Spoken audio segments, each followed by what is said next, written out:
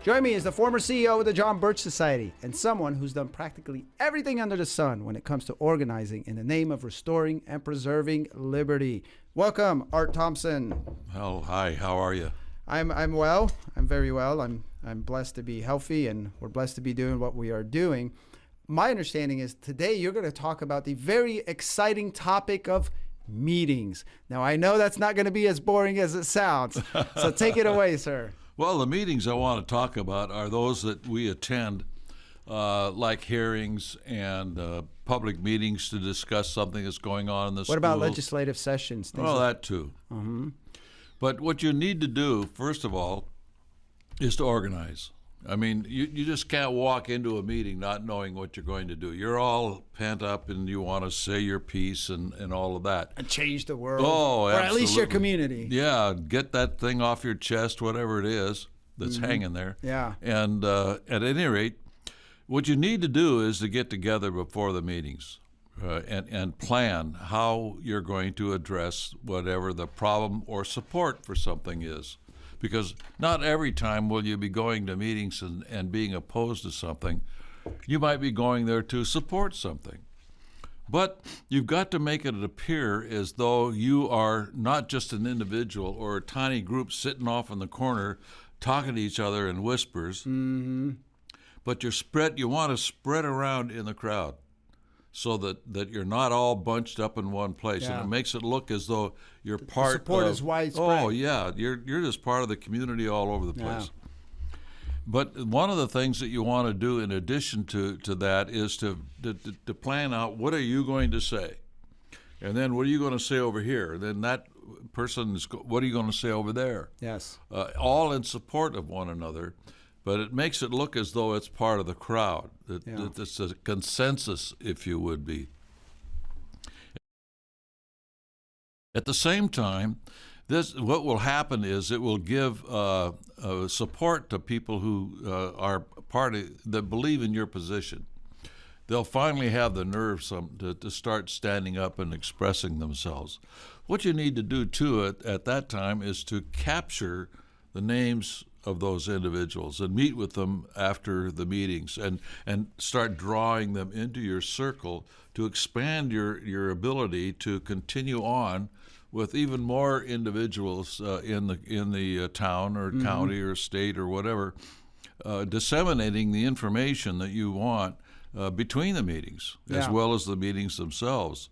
So they're a good opportunity to get your position across if you're organized well and growing your organization. Yeah. It's just that simple. And this is obviously key to effective organizing. It sounds like it's a critical component of effective organizing, because it's one thing to have good arguments, good thoughts, to have a few people here, but then there's the delivery and then there's the perception. That's all part of accomplishing the agenda, right? That's right. And don't forget that whoever is hosting the meeting, the commissioners, the board council members, or city council, whatever. These things are show business.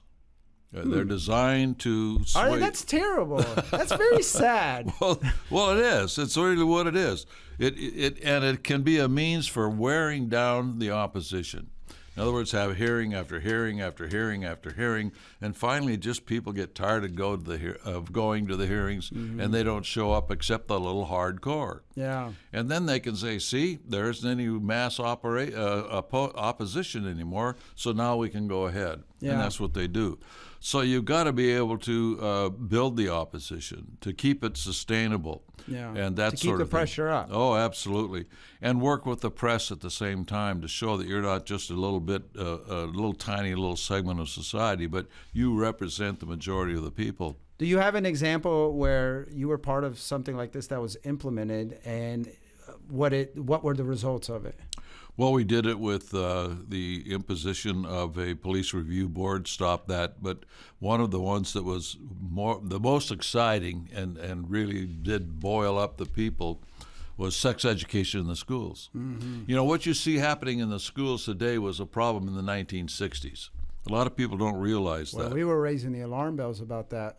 That's right. 60s and 70s. We had a national committee called MOTOREAD, Movement to Restore Decency, to expose that, and we curtailed it and worked it back so much that it became almost a difficult thing to work on because we couldn't show them any examples anymore of the problem, even though we knew it was latent within the school system and would come back to haunt us, which it has today with a vengeance. Yeah. Only more perverted. In those days, it was just simply a boy and a girl, you know. Yeah. Now you don't know what it is.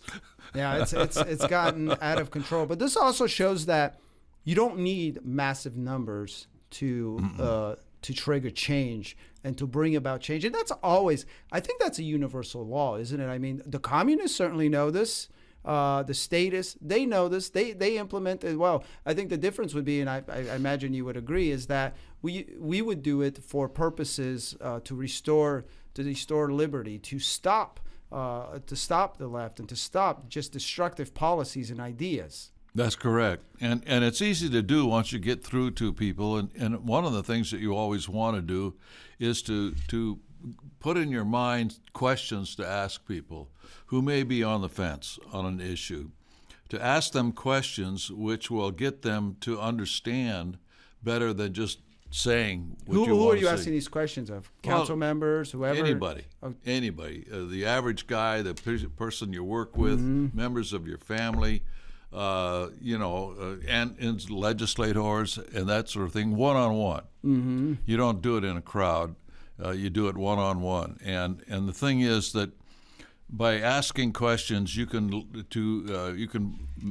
get them to realize that maybe you know a little bit more about the subject than they do. Mm-hmm. And to get them to use logic in some of their decisions, which they're sometimes prone to believe something based on the emotion of the day. And what you're trying to do is to get them to think it through. What do you make of the officials who, I guess are kind of like the center of these meetings, as far as when you implement this kind of these tactics or these strategies, do they tend to go the way of where the most pressure comes from?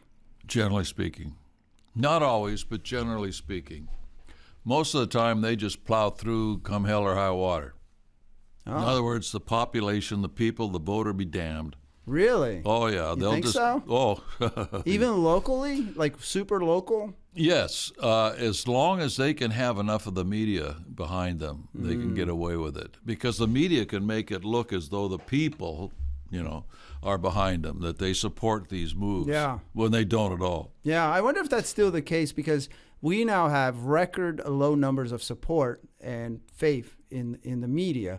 I think especially on the right, and if you're in a little conservative town, you talk to anyone, 3 out of 4 people are going to say they don't trust the media. So I wonder if the dynamics have changed a bit. What are your thoughts?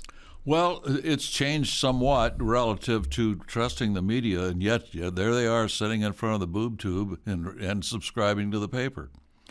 And so they say that they don't trust them, but a certain amount of that is absorbed over a period of time. It's inevitable. There's still more trust than there should. Look at the election yesterday.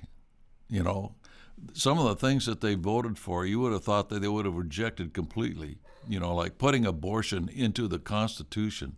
Yeah, the right to abortion. Yeah, the right to abortion. We were talking about, that was our lead story there, how absurd it has gotten to the fact that we have so millions of women, millions of people thinking that abortion is not only a right, but it's health care. Yes. The inverse. It's insanity. Insanity is running rampant through. What you're doing is killing your own child. Yeah. And you are the place where it's supposed to be safest. This is the most vulnerable of beings. In the womb, yeah. Yeah, it's absolutely absurd. I didn't know we were going to get into this, but that's, that all plays in, if you have a group, if you have an activist group, this is a major tool for affecting change, but you have to learn how to put together a meeting and how to be effective in a meeting. Thank you, Art Thompson. Thank you so much. And thank you, everyone, for tuning in to another episode of the New American Daily. Remember to visit thenewamerican.com for more truth behind the news. Enjoy the rest of your day and join us again tomorrow.